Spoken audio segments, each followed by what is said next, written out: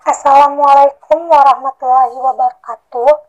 Kami dari kelompok 11 akan mempresentasikan hasil diskusi kami mengenai perkembangan siswa dan penerapan siswa, aspek perkembangan dalam proses pembelajaran.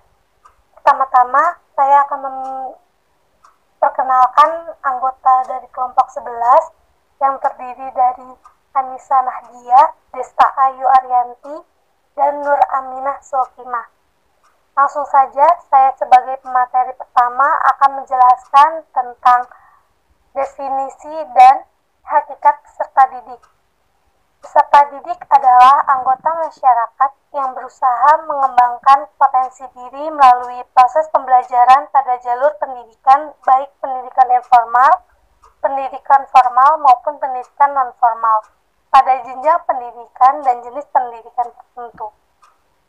Kebutuhan dan karakteristik peserta didik. Kebutuhan peserta didik diantaranya yaitu kebutuhan akan agama, kebutuhan jasmani, kebutuhan akan rasa aman, kebutuhan akan penghargaan, kebutuhan akan rasa bebas, dan kebutuhan akan rasa syukur. Karakteristik peserta didik. Peserta didik memiliki 3 karakteristik atau keadaan di mana siswa perlu diperhatikan guru, yaitu yang pertama, karakteristik atau keadaan yang berkenaan dengan kemampuan awal siswa, misalnya adalah kemampuan intelektual, kemampuan berpikir, dan lain-lain. Yang kedua, karakteristik atau keadaan siswa yang berkenaan dengan latar belakang dan status sosial. Yang ketiga, karakteristik atau keadaan siswa yang berkenaan dengan perbedaan-perbedaan kepribadian seperti sikap, perasaan, minat, dan lain-lain. Baiklah, di sini saya, Desta Ayu Arianti, akan melanjutkan presentasi yang terlebih dahulu dilakukan oleh Anissa Nahdia tentang B. Prinsip-prinsip perkembangan. Anak sebagai individu mengalami perkembangan yang tak pernah ada hentinya. Oleh sebab itu, kita sebagai pendidik harus memiliki pemahaman yang baik tentang perkembangan anak. Mengapa hal tersebut harus dilakukan? Karena hal tersebut akan sangat membantu pendidik untuk memberi perlakuan yang benar kepada anak-anak. Karena setiap anak pasti memiliki perkembangan yang berbeda-beda. Di dalam perkembangan anak juga terdapat berbagai aturan-aturan tertentu yang disebut dengan prinsip-prinsip perkembangan. Nah, di sini saya juga akan menjelaskan tentang prinsip-prinsip perkembangannya, yaitu yang pertama, perkembangan adalah proses yang tak berakhir. Mengapa bisa dikatakan demikian? Manusia akan berkembang, berubah, dan dipengaruhi terus oleh pengalaman sepanjang hayatnya, baik dalam aspek fisik maupun dalam aspek psikis atau sosialnya. Perkembangan ini terjadi dalam proses yang tidak berakhir ditandai dengan tercapainya perkembangan fisik. Lalu yang kedua yaitu setiap anak bersifat individual dan berkembang sesuai dengan perkembangannya. Dalam prinsip ini, tidak semua anak yang sama usianya mempunyai perkembangan yang sama.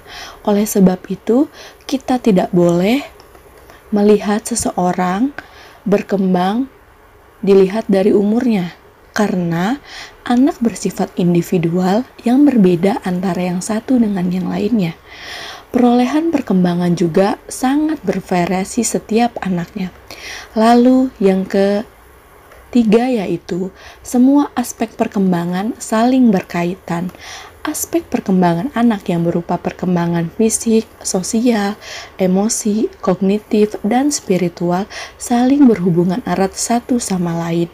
Maka oleh sebab itu dapat dikatakan semua aspek perkembangan saling berkaitan.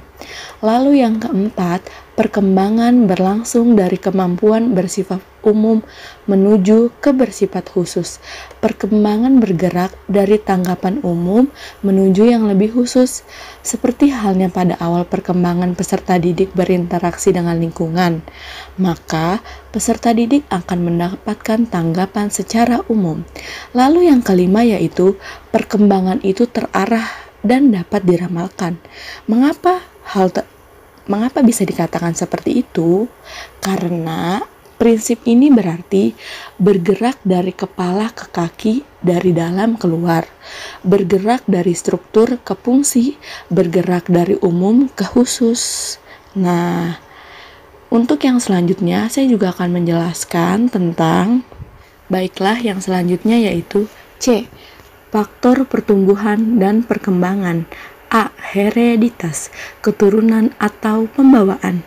Hereditas merupakan faktor pertama yang mempengaruhi perkembangan individu. Dalam hal ini, hereditas diartikan sebagai totalitas karakteristik individu yang diwariskan orang tua kepada anak, atau juga segala potensi baik fisik maupun psikis yang dimiliki individu sejak masa konsepsi. Masa konsepsi adalah masa pembuahan ovum oleh sperma sebagai pewarisan dari pihak orang tua melalui gen-gen. Mengapa disebut gen-gen? Karena yang pertama gen dari ibu, yang kedua gen dari bapak. Lalu selanjutnya B. Lingkungan. Lingkungan perkembangan siswa adalah keseluruhan fenomena atau peristiwa, situasi atau kondisi fisik atau sosial yang mempengaruhi atau dipengaruhi juga si perkembangan siswa itu sendiri. Lingkungan perkembangan siswa yang akan dibahas yaitu menyangkut lingkungan keluarga, sekolah, kelompok, teman sebaya, dan masyarakat. Selanjutnya adalah D. Perkembangan minat peserta didik. Menurut John Holland, minat adalah aktivitas atau tugas-tugas yang membangkitkan perasaan ingin tahu, perhatian, dan memberi kesenangan atau kenikmatan. Minat dapat menjadi indikator dari kekuatan seseorang di area tertentu, di mana dia akan termotivasi untuk mempelajarinya dan menunjukkan kinerja yang tinggi. Pengukuran minat perkembangan anak dapat dilakukan dengan observasi dan interview. Lalu, faktor-faktor yang mempengaruhi perkembangan minat pada anak, yang pertama yaitu keluarga, yang kedua lalu kematangan psikis dan fisik, yang ketiga adalah status sosial ekonomi, yang keempat adalah pendidikan, yang kelima yaitu kapasitas mental. Yang selanjutnya yaitu E. Perkembangan sosialisasi peserta didik. Hubungan sosial merupakan hubungan antara manusia yang saling membutuhkan. Hubungan sosial dimulai dari tingkat yang sederhana, yang didasari oleh kebutuhan yang sederhana. Semakin dewasa, kebutuhan manusia menjadi kompleks. Dengan demikian, tingkat hubungan sosial juga berkembang menjadi amat kompleks. Pada jenjang remaja, seorang remaja bukan saja memerlukan orang lain demi memenuhi kebutuhan pribadinya, tetapi mengandung maksud untuk disimpulkan bahwa pengertian perkembangan sosial adalah berkembangnya tingkat hubungan antar manusia sehubungan dengan meningkatnya kebutuhan hidup manusia. Ya, di sini saya Nur Aminah Sofima. Saya akan menjelaskan tentang slide selanjutnya, yaitu ada faktor-faktor yang mempengaruhi perkembangan sosial. Yang pertama yaitu keluarga. Keluarga merupakan lingkungan pertama yang memberikan pengaruh terhadap berbagai aspek perkembangan anak. Yang kedua yaitu pendidikan. Pendidikan merupakan proses sosialisasi anak yang terarah. Yang ketiga yaitu ekonomi.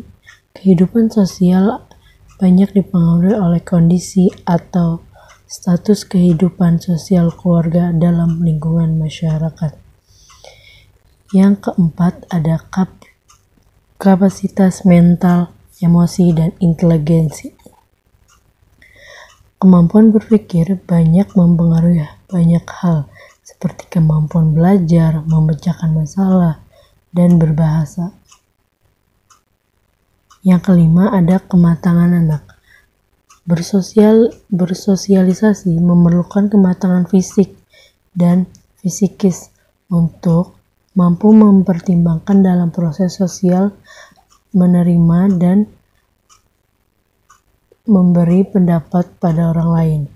Memerlukan kematangan intelektual dan emosional, di samping itu kemampuan berbahasa ikut pula menentukan. Yang selanjutnya yaitu perkembangan kognitif peserta didik. Kognitif merupakan salah satu aspek penting dari perkembangan peserta didik yang berkaitan menentukan keberhasilan mereka di sekolah. Guru sebagai tenaga kependidikan perlu memiliki pemahaman yang mendalam tentang perkembangan kognitif peserta didik.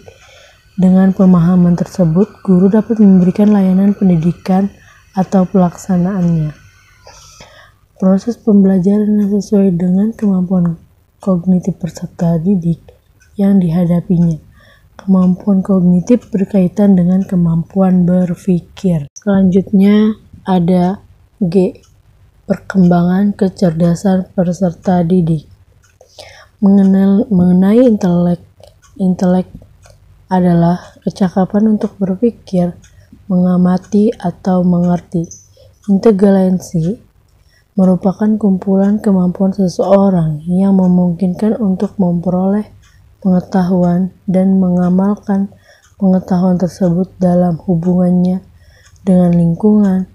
Inteligensi meliputi pengalaman-pengalaman, pengertian, tingkah laku, dan pola-pola baru yang dipergunakan secara aktif.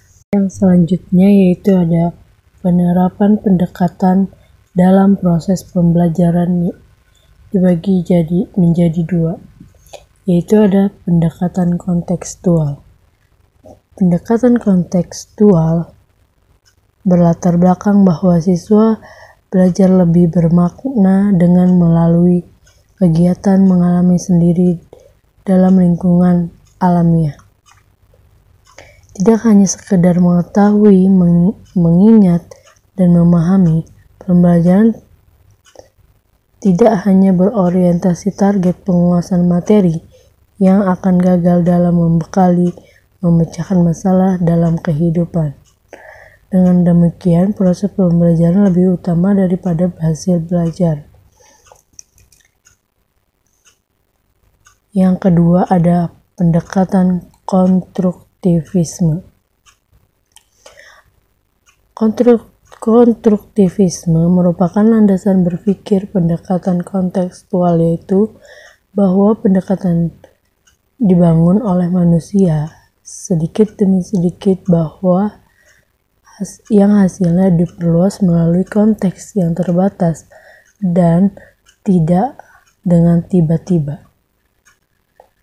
Menurut teori konstruktivisme, konsep-konsep yang dibina pada struktur kognitif seseorang akan berkembang dan berubah apabila mendapatkan pengetahuan dan pengalaman yang baru.